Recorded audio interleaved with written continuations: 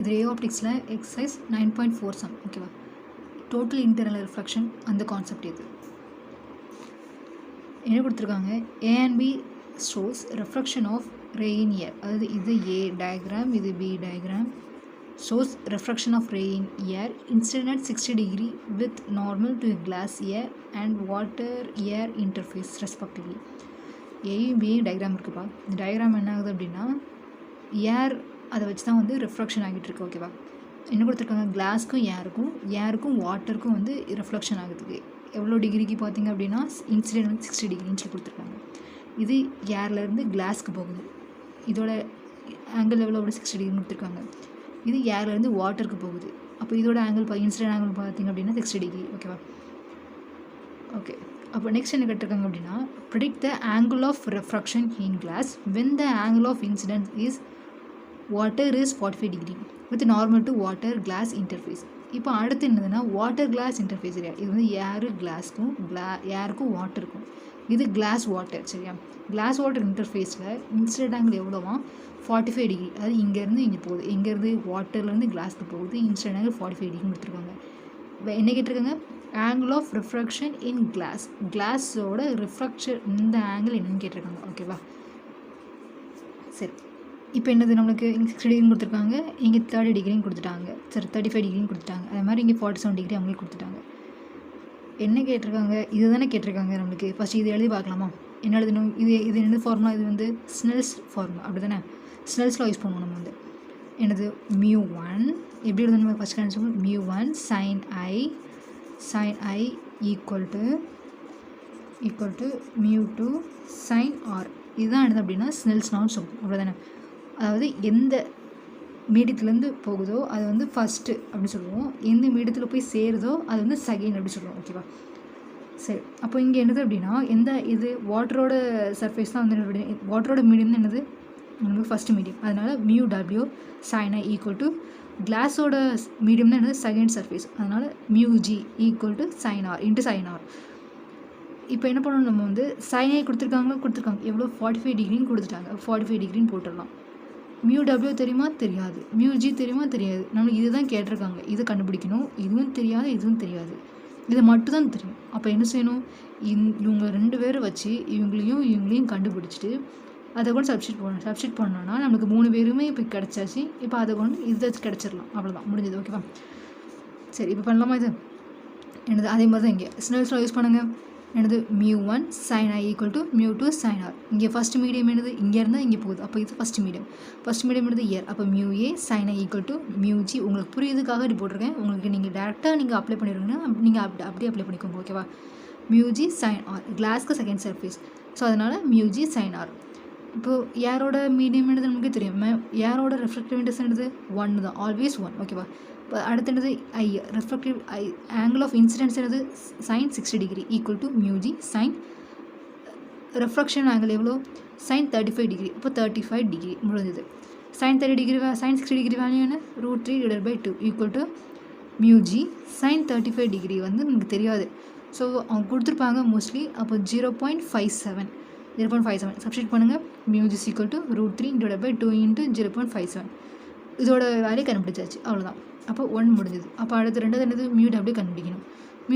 என்ன பண்ணணும், அதே மாதிரி தான் எந்த சர்ஃபேஸ்லேருந்து இந்த சர்ஃபேஸ்க்கு வருது, எந்த மீடியத்துக்கு வருது, ஏர்லேருந்து வாட்டருக்கு வருது. அப்போது μA sin I equal to μW sin R.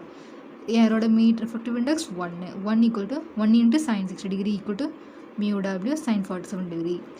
Substitute பண்ணுங்கள். இதோட வேல்யூ தெரியும் நம்மளுக்கு, இதோட வேல்யூ தெரியாது, ஸோ 0.73 பார்த்துக்கோங்க. இது 0.73 சப்ஸ்டிட் பண்ணிங்க அப்படின்னா μW ஈக்குவல் டு √3/2 இன்ட்டு 0.73 ரெண்டு வேலையும் கிடச்சிட்டு, அப்போ இதுவும் கிடச்சிட்டு. இப்போ இதை வச்சு நம்ம என்ன பண்ண போகிறோம், இதுக்கு சப்ஸ்டிட் பண்ணலாமா. இதை வந்து சப்ஸ்டிட் பண்ணுங்கள். சப்ஸ்டிட் பண்ணும்போது எல்லாம் கட் பண்ணுங்கள். sin R ஈக்குவல் டு இது வந்து மேலே வரும் கீழே வரும், இது வந்து மேலே வரும் கீழே வரும் ஓகேவா. பாருங்கள், இது வந்து மேலே வரும் இது கீழே வரும். 0.57/0.73 இன்ட்டு 1/√2. இதை கட் பண்ணிங்க அப்படின்னா sin R ஈக்குவல் டு 0.55. அப்போ sin R 0.55 போகல அப்படின்னா R ஈக்குவல் டு 33.36. அப்போ ஆரோட வேல்யூ என்ன, R ஈக்குவல் டு 33.36 அவ்வளோதான். அப்போ சிம்பிளாக ஒரே ஒரு ஃபார்முலா யூஸ் பண்ணுறோம், என்னது ஸ்னெல்ஸ்லா. mu1 sin i equal to mu2 sin r. அவ்வளோதான். நெக்ஸ்ட் சம் பாருங்கள், இது ரொம்பவே ஈஸியான சம் தான். ஒன்றும் இல்லை, என்ன கொடுத்துருக்காங்க, என்ன கேட்டிருக்காங்க, if the critical angle for the total internal reflection from medium to air is 45 degree, then the velocity of light in the medium. Critical angle இவ்வளோ கொடுத்துருக்காங்க 45 டிகிரிக்கு. எப்போ டோட்டல் இன்டர்னல் ரிஃப்ளெக்ஷன் நடக்கும்போது கிரிட்டிக்கல் ஆங்கிள் வந்து 45 டிகிரி கொடுத்துருக்காங்க. என்ன கேட்டிருக்காங்க, velocity of light in medium கேட்டிருக்காங்க. இதுக்கு ஃபார்முலா என்ன தெரியுமா, velocity of light in medium equal to velocity of light in air divided by mu, refractive index of medium. அது எந்த மீடியமோ அந்த மீடியத்தில் ரெஃப்ராக்டிவ் இண்டெக்ஸ். ஓகேவா, அப்போ V is equal to C mu. நல்லா ஞாபகம் வச்சுக்கோங்க, குழப்பிடாதீங்க. இங்கே மீடியம், இங்கே ஏரோட வெலாசிட்டி, இங்கே மீடியத்தோட ரெஃப்ராக்டிவ் இண்டெக்ஸ். ஓகேவா, சி நமக்கு தெரியும், என்னது 3 × 10⁸. இது என்னது, லைட் வந்து ஏரில் போய்கிட்டு இருக்கும்போது அதோடைய வெலாசிட்டி 3 × 10⁸. மியூ தெரியுமா நம்மளுக்கு, மியூ தெரியாது. அதுக்கப்புறம் என்ன கொடுத்துருக்காங்க, கிரிட்டிக்கல் ஆங்கிள் கொடுத்துருக்காங்க. சரியா, இப்போ இதை வச்சு ஒரு இது கண்டுபிடிக்கலாம், என்னது sin c is equal to 1/μ. இதுதான் வந்து இதுக்குள்ள ஃபார்முலா. அப்புறம் ஸ்னெல்ஸ்ல ஒன்று பார்த்தோம், இப்போ ரெண்டாவது ஃபார்முலா இது, தேர்ட் ஃபார்முலா இது, sin c is equal to 1/μ. ஓகேவா, இப்போ இந்த sin c என்னது நமக்கு கிரிட்டிக்கல் ஆங்கிள் கொடுத்துருக்காங்க 45 டிகிரி. அப்போ 45 டிகிரி போட்டுக்கலாம். இப்போ sin 45 டிகிரி என்னது 1/√2. அப்போ μ is equal to √2. ஓகேவா, அப்போ அடுத்து இது சப்ஸ்டியூட் பண்ணிடலாமா, இது கூட சப்ஸ்டியூட் பண்ணிங்கன்னா வெலாசிட்டி ஆஃப் மீடியம் கிடச்சிரும். இதுதான் நமக்கு ஆன்சர். இப்போ இதே மாதிரி தான் இந்த சம், இதை நீங்கள் பண்ணுறீங்களா, இந்த சம் இது தேர்ட் சம். ஓகேவா, இது டைப் பண்ணி பாருங்கள். சரி, ஓகே பண்ணிட்டீங்களா. இன்சிடென்ட் ஆங்கிள் கொடுத்துருக்காங்க. இன்சிடென்ட் ஆங்கிள் என்னது இங்கே வந்து 45 டிகிரி. அப்போ I is equal to 45 degree, sin I is equal to 1/μ. அப்போ sin 45 டிகிரி equal to 1/μ. அப்போ μ is equal to என்ன ஆன்சர் வருது, μ is equal to √2. ரூட்டோட வேல்யூ என்னது 1.414. அவ்வளோதானே, அதுதானே அப்போ ஆன்சர் என்னது B. அதுதானே தப்பு. ஏன் அப்படின்னா என்ன கேட்டிருக்காங்க நம்மளுக்கு, separating the medium from air to at an angle of incident of 45 டிகிரின்னு கொடுத்துருக்காங்க. இன்சிடென்ட் ஆங்கிள் எவ்வளோ கொடுத்துருக்காங்க, 45 டிகிரின்னு கொடுத்துருக்காங்க. ஓகேவா, இப்போ என்ன கேட்டிருக்காங்க நம்மளுக்கு, அண்டர் டோட்டல் இன்டர்னல் ரிஃப்ராக்ஷன் நடக்கணும்னு சொல்லியிருக்காங்க. இப்போ டோட்டல் இன்டர்னல் ரிஃப்ராக்ஷன் நடக்கணும் அப்படின்னா இதை காட்டிலும் நமக்கு வந்து அதாவது இதை விட நமக்கு அதிகமான வேல்யூவாக இருக்கும். ஓகேவா, இருந்தால் மட்டும் தான் டோட்டல் இன்டர்னல் ரிஃப்ராக்ஷன் நடக்கும். I is equal to ஐ வந்து எப்படின்னா கிரேட்டர் தென் சியாக இருக்கணும். இது கண்டிஷன், இந்த கண்டிஷனில் இருந்தால் மட்டும்தான் நம்மளுக்கு வந்து டோட்டல் இன்டர்னல் ரிஃப்ளெக்ஷன் நடக்கும். ஸோ அதனால் இது வந்து கிரேட்டர் தென் 2 வச்சுக்கோங்க. சரி, கிரேட்டர் தென் √2 வச்சுக்கோங்க. அப்போ என்ன ஆகும், கிரேட்டர் தென் √2னா 1.414 விட அதிகமாக இருக்கும். அப்போ இந்த ஆப்ஷனில் 1.414 விட இது அதிகமாக இருக்குன்னு பாருங்கள், சி தான் அதிகமாக இருக்குது 1.5. அப்போ சி தான் ஆன்சர். ஓகேவா, அப்போ இது தப்பு. ஏன், வெறும் ஆங்கிள் ஆஃப் இன்சிடென்ஸ் கொடுத்ததுனால நமக்கு டேரெக்டாக கிரிட்டிக்கல் ஆங்கிள் கொடுத்தாங்க அப்படின்னா நீங்கள் அதை சப்ஸ்டியூட் பண்ணிக்கோங்க இந்த சம் மாதிரி. ஓகேவா, இந்த சம்மில் ஆங்கிள் ஆஃப் இன்சிடென்ட் கொடுத்ததுனால நமக்கு இதை விட இது கிரேட்டராக இருக்கணும், இதுதான் கண்டிஷன். அதனால் நமக்கு கிரேட்டர் தென் √2 அப்படின்னு சொல்லி போட்டிருக்கோம். இப்போ கண்டிஷன் வச்சு ஒரு சம் கொடுத்துருக்காங்க பாருங்கள். In total internal reflection, when the angle of incident equal to critical angle for the pair of media in contact, what will be angle of incidence? இப்போ angle of incidence-உம் critical angle-உம் ஈக்குவல்னு கொடுத்துருக்காங்க. அப்போ ஈக்குவலாக இருந்துச்சு அப்படின்னா கண்டிஷன் என்ன, அதாவது angle of refraction என்ன அப்படி சொல்லி கேட்டிருக்காங்க. சரி, இப்போ இதை வச்சு நம்ம சின்ன சின்ன ஆப்ஷன்ஸ், அதாவது கான்செப்ட்ஸ் பார்த்துடலாம். ஓகேவா, ஒன்றும் இல்லை. இப்போ என்ன ஆகும், நம்மளுக்கு 2 மீடியம் இருக்கும் அப்படி தானே. அப்போ ஒரு மீடியத்துலேருந்து இன்னொரு மீடியத்தில் போகும்போது என்ன ஆகும், ரிஃப்ராக்ஷன் ஆகுமா, ரிஃப்ளெக்ஷன் ஆகுமா, ரிஃப்ராக்ஷன் தான் ஆகும் அப்படி தானே, ரிஃப்ராக்ஷன் ஆகும். அதே நேரத்தில் டென்சரில் இருந்து ரேரர் போச்சு அப்படின்னா, டென்சர்லேருந்து ரேரர் போச்சு அப்படின்னா நமக்கு என்ன ஆகும், அதாவது டீவியேஷன் ஆகும். சரி, நார்மலாக டீவியேஷன் தான் ஆகும். எப்படி ஆகும்னா அவே ஃப்ரம் டீவியேஷன். ஓகேவா, அதாவது இங்கேருந்து நார்மலில் இருந்து தள்ளி தான் நமக்கு டீவியேஷன் ஆகும்.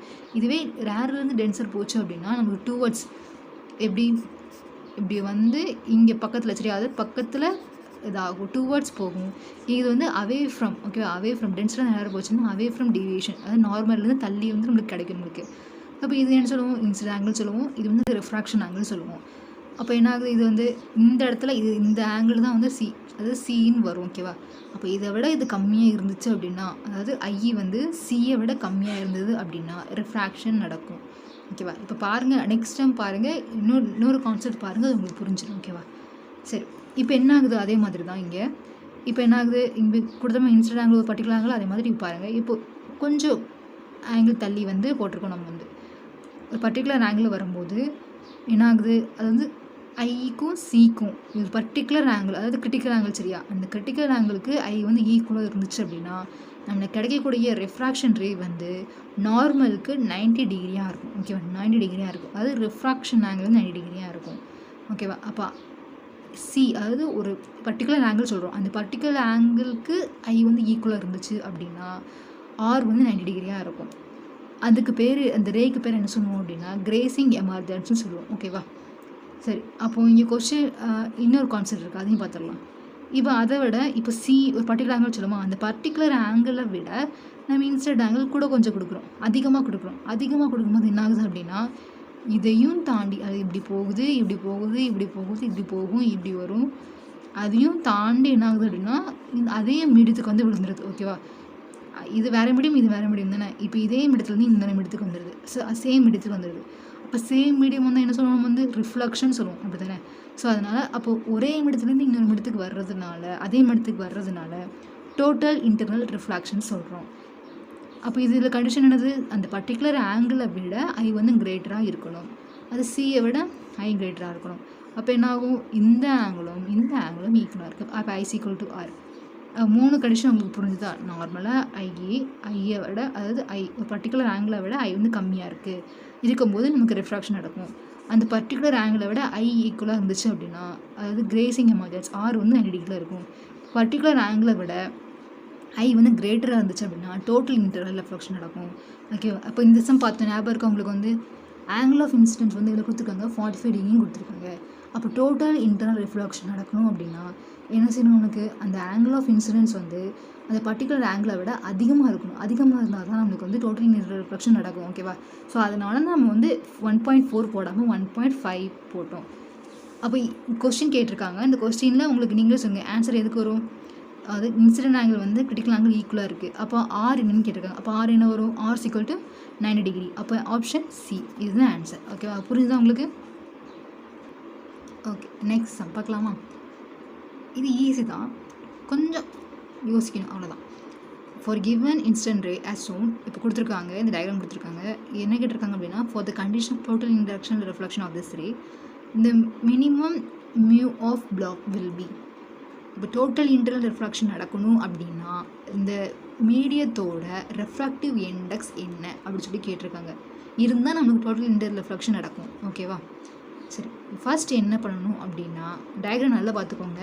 என்ன ஆகுது, ரே வருது, ஒரு பிளாக் இருக்குது சரியா, அந்த ரே இங்கேருந்து வருது, வந்து இந்த பிளாக்கில் விழுது. அப்போ இது என்னது, இது ரேரர் மீடியம், இது வந்து டென்சர் மீடியம், அப்படி தானே. அப்போ மீடியம் இந்த இடத்துலேருந்து வரும்போது நமக்கு டுவர்ட்ஸ் நார்மல் வரும். அப்போ இங்கே நோக்கி வருமா, இங்கே நோக்கி வந்தாச்சு.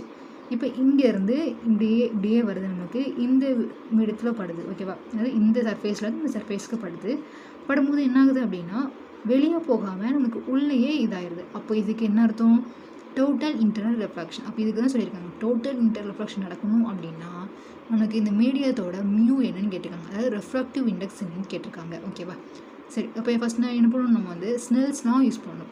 ஸ்னெல்ஸ்லாம் எதுக்கு, ஒரு மீடியம் இன்னொரு மீடியம், அதோடைய ரெஃப்ராக்டிவ் இண்டெக்ஸ், இதோட ரெஃப்ராக்டிவ் இண்டெக்ஸ், அதோடைய இன்சிடென்ட் ஆங்கிள், இதோட ரெஃப்ராக்டிவ் ஆங்கிள், அதான் யூஸ் பண்ணுவோம் ஸ்னெல்ஸ்லாம். இப்போ μ1 sin i = μ2 sin r. இப்போ இதில் μ1 எடுது, இதுதான் நமக்கு μ1, யார் தான் நமக்கு μ1. அப்போ μ1 என்னது 1, sin i என்னது 45 டிகிரி, 45 டிகிரி ஈக்குவல் டு μ2 நமக்கு தெரியாது. இந்த மீடியத்தோட நமக்கு ரெஃப்ராக்டிவ் இண்டெக்ஸ் தான் நம்ம கண்டுபிடிக்கணும். அப்போ μ2 இன்ட்டு sin r. அப்போ இதுக்கப்புறம் நமக்கு ஒன்றுமே தெரியாது. நமக்கு இதை வச்சு என்ன செய்யலாம் பார்க்கலாமா. ஒன்றும் இல்லை, இப்போ பாருங்கள், இந்த வந்து இப்போ இது நார்மல் அப்படி தானே, இது நார்மல், இது பர்டிகுலர் ஆங்கிள் இப்படி விழுந்ததுக்கப்புறம் டோட்டல் இன்டர்னல் ரிஃப்ளெக்ஷன் நடந்தது. அப்போ டோட்டலாக அதாவது ஒரு சர்ஃபேஸ்க்கும் நார்மலுக்கும் உள்ள ஆங்கிள் எவ்வளோ பாருங்கள், 90 டிகிரி. ஓகேவா, இது ஆல்வேஸ் சேம் தான், 90 டிகிரி. அப்போது டோட்டல் 90 டிகிரி அப்படின்னா அப்போ இது θ டிகிரி, இது 90 டிகிரி அப்படின்னா அப்போ இந்த ஆங்கிள் என்ன சொல்லுவோம், நம்ம வந்து 90 மைனஸ் θ அப்படி தானே சொல்லுவோம். 90 θ, இது டோட்டல் 90. அப்போ இது 90 மைனஸ் θ, 90 மைனஸ் θ போட்டாச்சா, 90 மைனஸ் θ. அப்போ இங்கே பாருங்கள், ஒரு ஆங்கிள், ஒரு லைனில் இந்த சைடு 90 மைனஸ் θ அப்படின்னா அப்போ இந்த ஆங்கிள் என்னது, அதுவே 90 மைனஸ் θ தான். அப்போ ஆர் என்னது நம்மளுக்கு 90 மைனஸ் θ. ஓகேவா, அப்போ இப்போ கொண்டு சப்ஸ்டிட் பண்ணிடலாமா இதை கொண்டு. μ2 போட்டு சைனு 90 மைனஸ் தீட்டா போட்டாச்சா. சைன் 90 மைனஸ் தீட்டா என்னது காஸ் தீட்டா. அப்போ காஸ் தீட்டா முடிஞ்சது. அப்போ காஸ் தீட்டா ஈக்குவல் டு 1/μ√2. எனக்கு மியூ தான் தெரியாது, ஸோ அதை நம்ம கண்டுபிடிக்கணும். நம்மளுடைய ஒர்க் அதுதான். சரி, இது அப்படி வச்சுக்கோங்க. நெக்ஸ்ட் கண்டிஷன் என்ன அப்படின்னா, ஒன்று செல்ஸ்னால் முடிஞ்சது. ரெண்டாவது என்ன அப்படின்னா கிரிட்டிக்கல் ஆங்கிள்.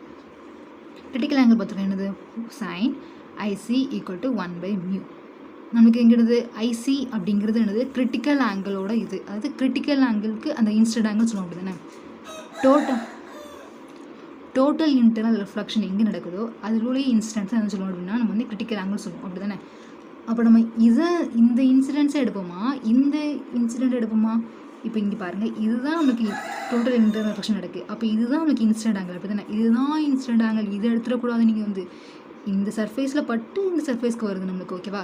ஸோ அப்போ இதுதான் நமக்கு இன்சிடென்ட் ஆங்கிள். அப்போ இதோட ஆங்கிள் என்னது நம்மளுக்கு சைன் டீட்டா ஈக்குவல் டு 1/μ. ஓகேவா, முடிஞ்சுதான். சரி, இப்போ சைன் டீட்டா இருக்குது, காஸ் டீட்டா இருக்குது. இதை வச்சு நம்ம என்ன செய்யலாம், ஃபார்முலா என்ன நம்மளுக்கு maths formula sine square theta plus cos square theta equal to 1. Substitute பண்ணிடலாமா. சைன் ஸ்கொயர் டீட்டா என்னது 1/μ² ப்ளஸ் காஸ் ஸ்கொயர் டீட்டா என்னது 1/2μ² ஈக்குவல் டு 1. சப்ஸ்டிட் பண்ணுங்கள். சப்ஸ்டிட் பண்ணிங்க அப்படின்னா என்னது மியூ ஈக்குவல் டு √3/2.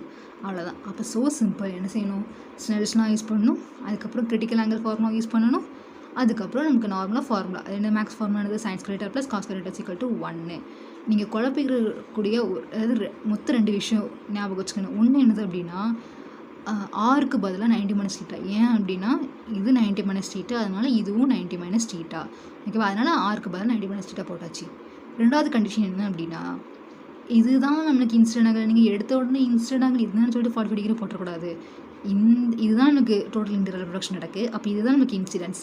அப்போ இதுதான் நமக்கு ஐசி, அதாவது ஐ ஈக்குவல் டு சி.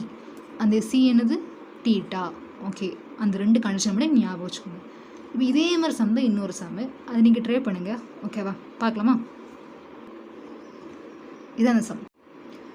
இந்த சம் பண்ணிட்டீங்களா, ட்ரை பண்ணிட்டீங்களா. சரி, ஓகே. அதே மாதிரி தான் ராட் வச்சுருக்காங்க, ஒரு ராடு டிரான்ஸ்பரண்ட் ராடு. அந்த ராடோட ரெஃப்ராக்டிவ் இண்டெக்ஸ் பாருங்கள் மியூன்னு சொல்லியிருக்காங்க. இப்போ இந்த மியூவோட வேல்யூ என்னவா இருக்கும், எப்போ அந்த ராடில் வந்து லைட்டு பாஸ் பண்ணும்போது இன்னொரு சர்ஃபேஸ்லேருந்து நமக்கு ஒரு சர்ஃபேஸ்லேருந்து பாஸ் பண்ணும்போது இன்னொரு சர்ஃபேஸ்லேருந்து வரலன்னு சொல்லியிருக்காங்க. It will not leave it through it's lateral surface. சரியா, லேட்டர் சர்ஃபேஸ்லேருந்து வெளியே வரல. அப்போ என்ன அர்த்தம், நமக்கு நம்மளே அசியூம் பண்ணிக்கணும். என்ன அர்த்தம், உள்ளேயே ரெஃப்ளெக்ஷன் ஆகிட்டு அப்படின்னு அர்த்தம். ஓகே, உள்ளேயே ரெஃப்ளெக்ஷன் ஆகிக்கிட்டு அதனால் so whatever be the angle of angle of incidence, angle of incidence என்னவா இருக்கட்டும், என்னவா இருந்தாலும் பரவாயில்ல, மியூவோட வேல்யூ என்னென்னு கேட்டிருக்காங்க. அப்போ கிட்டத்தட்ட அதே மாதிரி சம் தான். என்ன செய்யணும், ஃபஸ்ட்டு ஸ்னெல்ஸ்லாம் யூஸ் பண்ணணும். ஸ்னெல்ஸ்லாம் யூஸ் பண்ணலாமா. μ1 sin i equal to μ2 sin r. அப்போ 1 மியூ அதாவது இங்கேருந்து இங்கே போகுது, அப்புறம் அங்கேருந்து இங்கே வருது.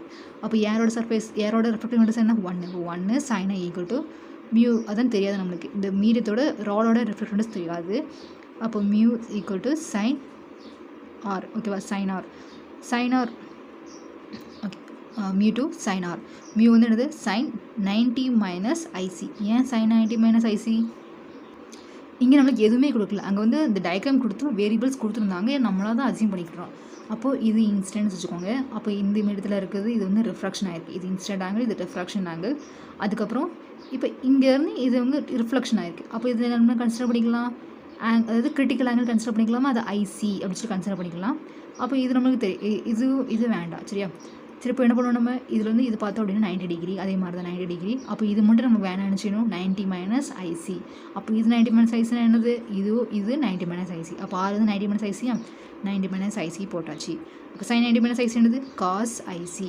Sign I divide by mu cos IC. அப்போ காஸ் ஐசியோட வேலை கிடச்சிட்டு அடுத்து என்ன செய்யணும், நமக்கு வந்து அதுக்கப்புறம் கிரிட்டிக்கல் ஆங்கிள் ஃபார்முலா யூஸ் பண்ணணும். Sine IC equal to 1/μ. இந்த சைன் ஐசி என்னது அதுதான், ஸோ பிரச்சனை இல்லை. அப்போ அதோட முடிச்சிடலாம். இப்போ sine square theta plus cos square theta equal to 1 substitute பண்ணலாமா. 1/μ² plus 1/μ² sine square I equal substitute பண்ணுங்கள். சப்ஸ்டிட் பண்ணதுக்கப்புறம் நமக்கு என்ன கிடைக்கும், 1 plus sine square I equal to μ² கிடைக்கும். இப்போ நம்மளுக்கு என்னது அப்படின்னா இதோட முடிச்சிடலாமான்னு கேட்டால் ஆப்ஷனில் கொடுத்துருந்தா முடிச்சிடலாம். ஆனால் இப்போ என்ன கொடுத்துருக்காங்க, நமக்கு இன்டர்னல் ரெஃப்ளெக்ஷன் கொடுத்துருக்காங்க. அப்போ ஐ என்ன ஆகும், அதாவது ஐ இன்டர்னல் ரெஃப்ளெக்ஷன் கண்டிஷன் என்னது, ஐ இஸ் கிரேட்டர் தென் சி, அப்படி தானே. அப்போ ஐ வந்து மேக்ஸிமமாக இருக்கணும், அப்படி தானே. அப்போ சைன் ஐ எப்படி இருக்கணும், மேக்ஸிமமாக இருக்கணும். மேக்ஸிமம்னா என்ன அர்த்தம், sin 90 டிகிரி உள்ளது 1. இப்போ 1 சப்ஸ்டியூட் பண்ணலாமா? 1 + 1 = μ². μ² = 2. μ = √2. அவ்வளோதான். ஒரே ஒரு இது அதே மாதிரி தான் இங்கே sin மேக்ஸிமமாக, அதாவது I வந்து